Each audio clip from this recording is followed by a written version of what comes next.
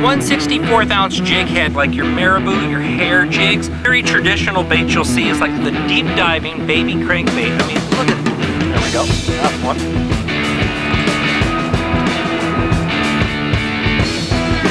Has monster bluegills. Look at that red ear. There we go. Look at him run, look at him run. There we go. Nice little shell cracker to get it started off.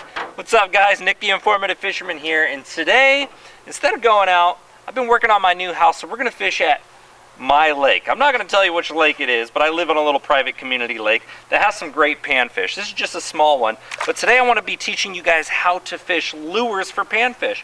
A lot of people think, oh, we gotta fish bait, we gotta use worms, we gotta use grubs, but realistically, panfish eat lures just as well as any bass or any other game species, and they fight great for their size.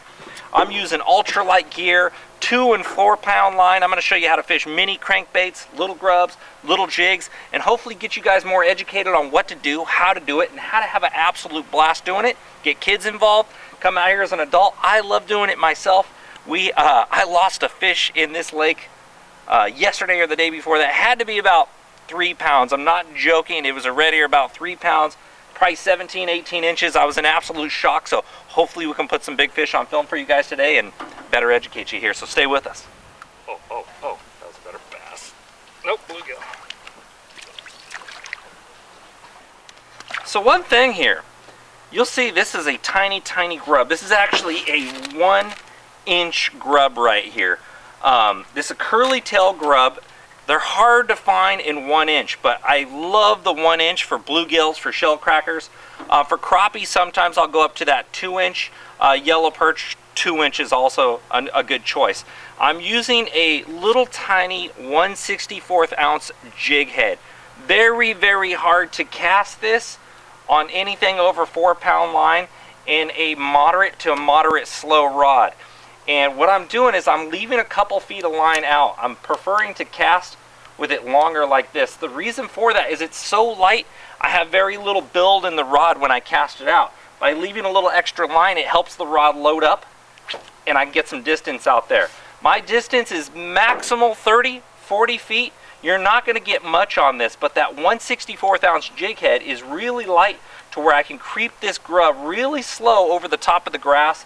It's not digging in the grass. It allows those bigger panfish to come up out of that grass and come crush the grub. The difference between panfish and bass is they're not nearly as skittish as bass are. They're found in the shallows in the middle of the day. We're out here at 11 in the afternoon, and you will catch these guys. You will catch the big ones. The big ones tend to act a little bit more like bass and duck down a little bit deeper in that afternoon though. Sounds good. Big bass.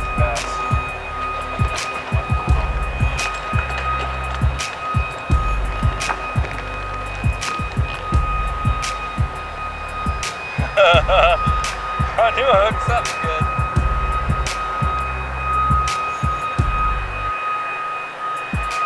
Woohoo! 2 pound line, ultralight setup. Oh, he's close to 2 pounds. He might be there. Oh yeah. Fish in the fountain. Oh yeah. Oh yeah. Oh, he's not done. He's not done.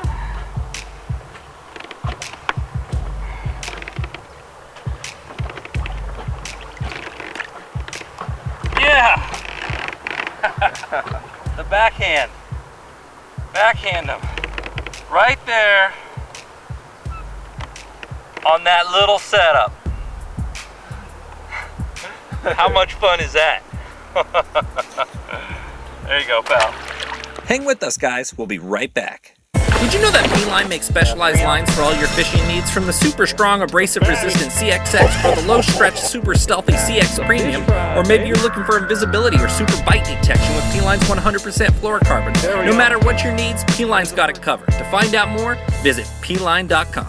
time, baby. Ever tried pulling a planer board next to your boat when trolling or fishing from a swift current bank? If not, you're missing out on one of the most phenomenal fish catching machines on the market today. With Yellowbird planer boards pulling your lines perpendicular to your boat, you can't help but catch more fish. Find out more by visiting www.yellowbirdproducts.com. Attention all anglers, it's time to start displaying your weapons of big fish destruction in style.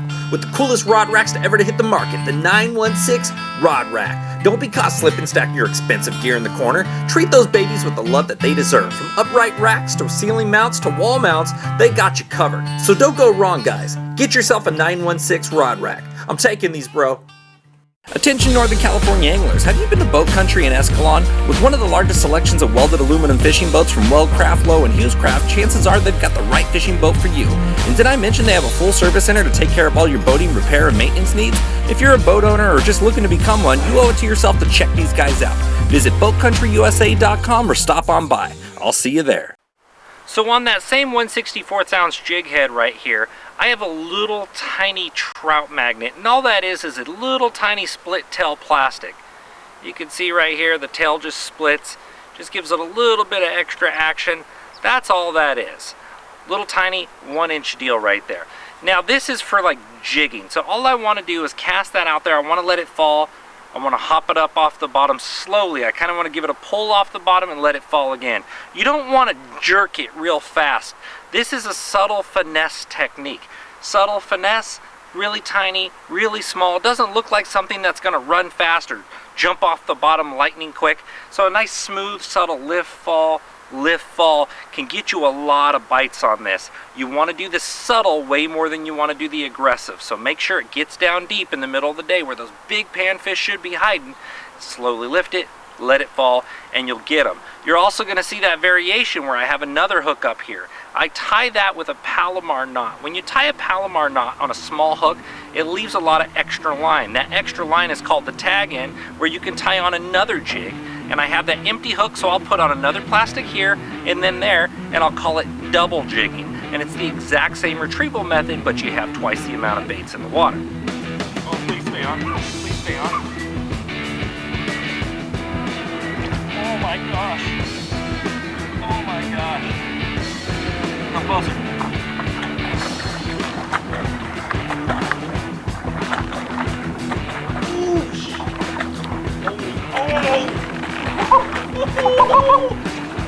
So the legend is not a myth. Oh my gosh.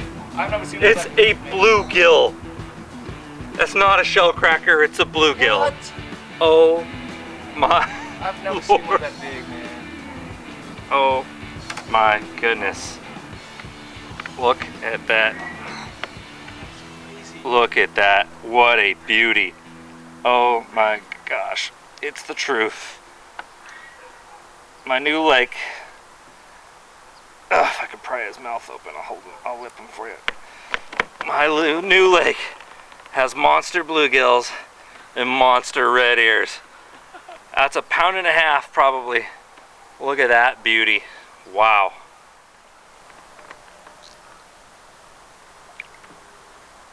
So these are just little magnets, little trout magnets, little tiny split tail grubs. I have that little 1/64 ounce jig head down there with the brown one. In the top one I have that size 10 hook just tied like a drop shot, but instead of a weight I have the jig head.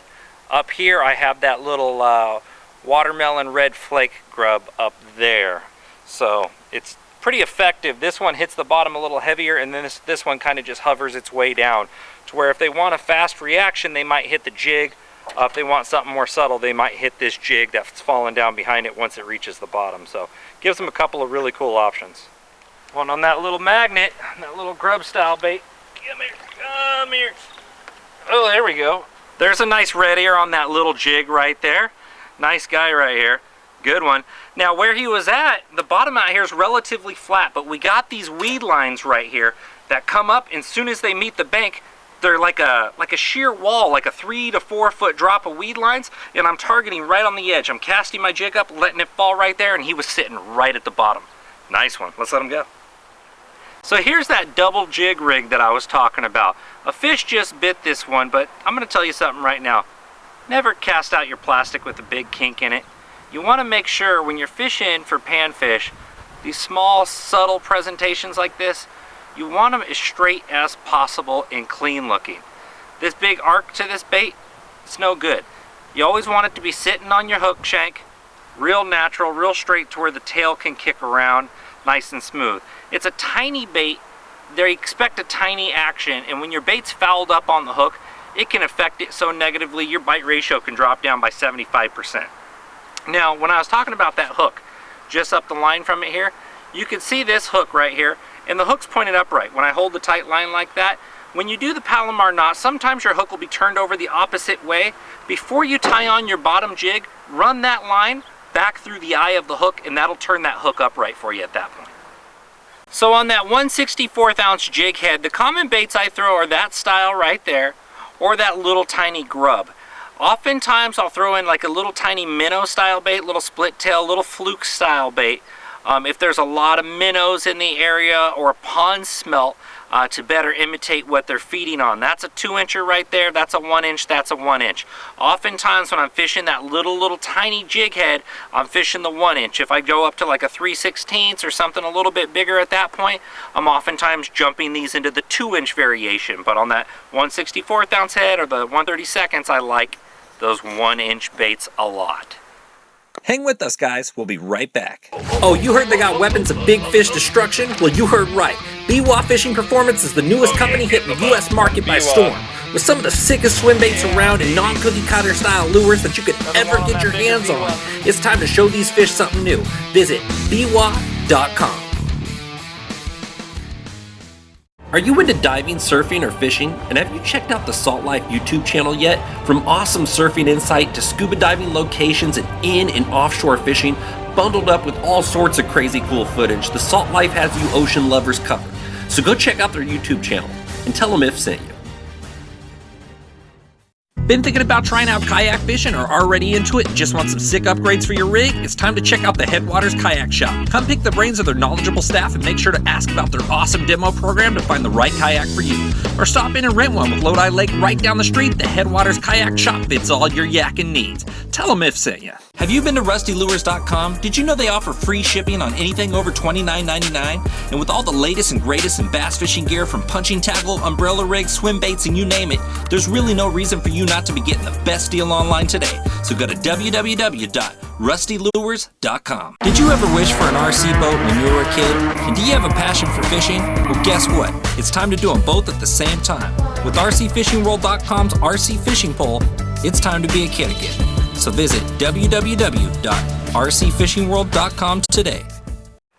Now, what I forgot to tell you, when you're rigging a little tiny grub like this, look at that hook point. You want to rig your bait to where that tail matches that. You've probably seen Scott Feist talking about that in the Shad episode if you watch the show often. But you want to make sure that tail sits at that exact same point. What that's going to help you with is going to keep the hook upright, the point upright as you're retrieving it. But not only that, when it's perfectly in line with the hook, the tail will kick at slower retrieval speeds, which is absolutely critical. Some days you really need to creep it, some days you need to work it fast, but those days you need to creep it, it needs to be in line perfectly straight. And a lot of the time, if you look at the plastic, there's a seam right there for you to follow.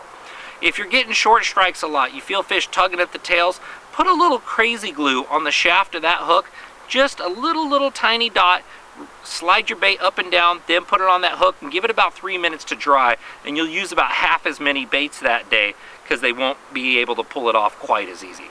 Okay, now two really cool little lures are the deep diving baby crankbait. I mean, look at this thing, it's so tiny. That's the end of my pinky, just look at that. It's like up to my first little tiny knuckle right there. A tiny sucker which could get you some big bites and you can fish fast and cover a lot of water. Also, if this isn't getting deep enough, they have the lipless crankbait styles. You can find these at Bass Pro Shops, Cabela's, wherever you go, they have these little tiny baits like this. You just want to match up the forage in your body of water. For example, out here, we don't really have shiny bait fish. We have golden shiners, we have small bluegills, baby bass. So something with a little gold in it, something with a little greenish black back is what I'm using over here in my particular body of water. But if I had a lot of shad in my system, I would be fishing something a little bit more chrome. But for your deeper water, or just covering water fast and ripping it free of the tips of the grass and trying to get it down there, get one of those big panfish to react, lipless crankbait.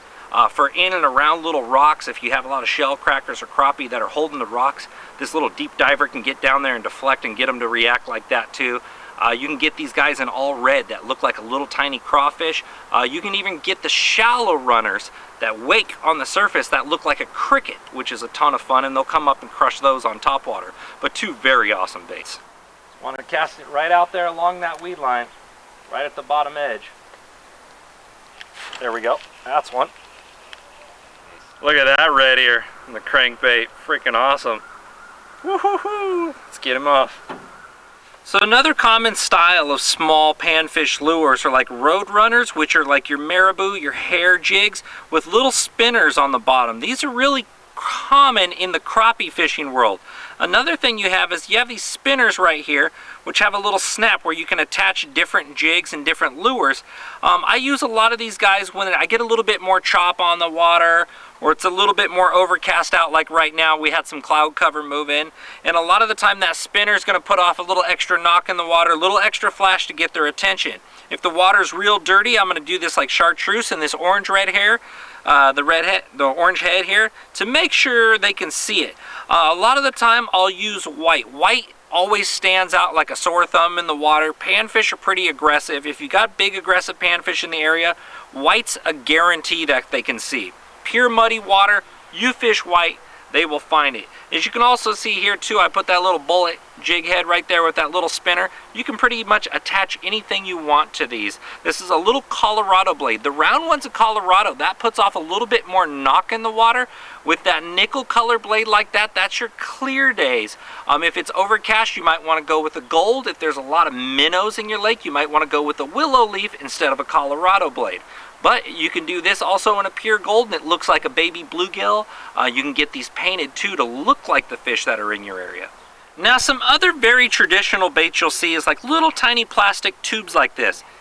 Deadly effective. You can slide a little jig head like I showed you earlier in here, or you can have a weight on the bottom. You can do like a drop shot setup with a weight on the bottom and the hook suspended with that Palomar I told you about, which I'll put up the illustration right here for you.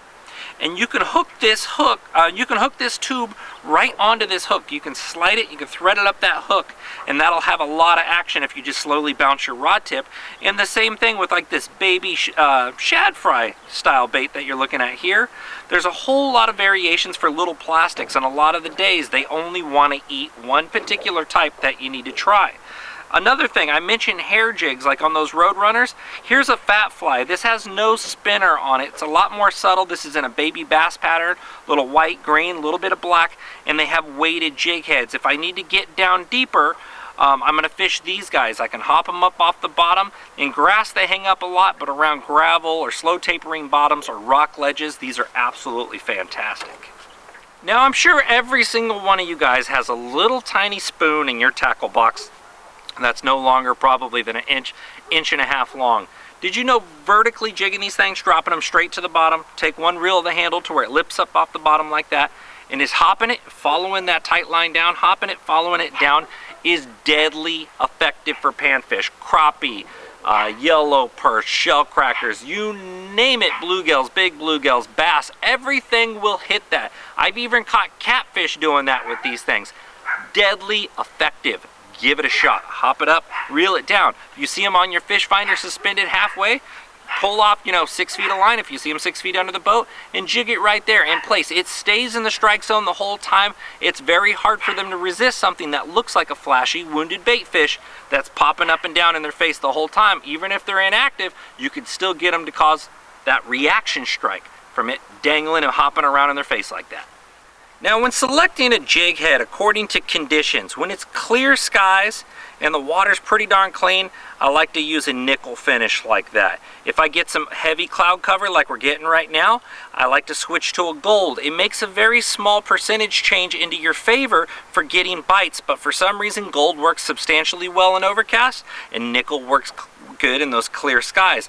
Also, I find that if your water has a lot of algae in it, if you have a lot of real good greenery in your water, like I'm not talking about the plant life. If you can see that the water is green, you see that algae growth in the water is actually green, that gold also works well in clear days. So don't rule that out. Sometimes that subtle difference is going to cause that extra 1 or 2 bites throughout that day. That's going to be that big one, and your buddy's going to be like, this dude always wrecks them. All right, now for that same cast I spoke about earlier, you can see I have that long line out. I'm not flicking my wrist at all. And there's a common mistake when you're fishing something this light. You really just want to accelerate and ease in. If you accelerate, this very limber rod will bend and then throw that bait for you. If you flick it, the line's going to jump off the spool too fast. You could get a backlash. I want to show you something really critical, and a lot of people have a tough time when they're fishing that 2 and 4 pound line in the beginning and an ultralight rod, is they'll cast and they start to reel. You don't want to do that. What happens is it's harder on your reel like that. Sometimes when it engages over, you get loose line that goes down and around your spool. What you want to do is always close your bail manually with your hand. Look at your level line. Make sure your line's behind there. I have a tendency of sometimes grabbing my line and just doing that when I'm fishing light lures. The benefit to that is it's going to keep your line tight to your spool, and you're going to fish more effectively throughout the day without having line getting twisted up. You'll see less line twist. You'll see that your reel's performing better throughout the day. Your casts are a little bit further, so that's a big benefit. Now I want to show you some casting styles. I'm going to go ahead and ease up and accelerate through that cast right there. Now that jigging that I talked about is just lifting the rod nice and smooth, letting it fall, and I'm reeling in the slack line, lifting the rod nice and smooth. I'm letting that jig fall again, just reeling in the slack line. Then we have a dancing retrieval, okay? The dancing retrieval is a little bit more aggressive, but sometimes it can get the fish's attention if nothing else will. I'm going to slowly reel like this, and I'm just going to wiggle my rod tip. Take a look at my rod tip. And I'm reeling extremely slow. What that's doing is it's causing a lot of action to the bait. It's hopping all over the place. It's changing directions the whole time. It's a completely different look than that slow jigging or casting it out and just doing a straight retrieval. Oftentimes, that's what it takes. All right, guys, and last but not least, tying a fly on under a float, a bobber. We all know this. Instead of putting a worm, tie on a fly. We can't cast it without some sort of extra weight or a float, but you could still present a fly out there under a float, no problem. By casting it out, let that fly fall down, give it a few seconds to get down there, twitch your float, gives the fly action. You can catch a heck of a lot of panfish that way. I'm Nick the Informative Fisherman. We appreciate you guys watching. Visit informativefisherman.com. Visit us on Facebook. Thank you guys. We'll see you next time.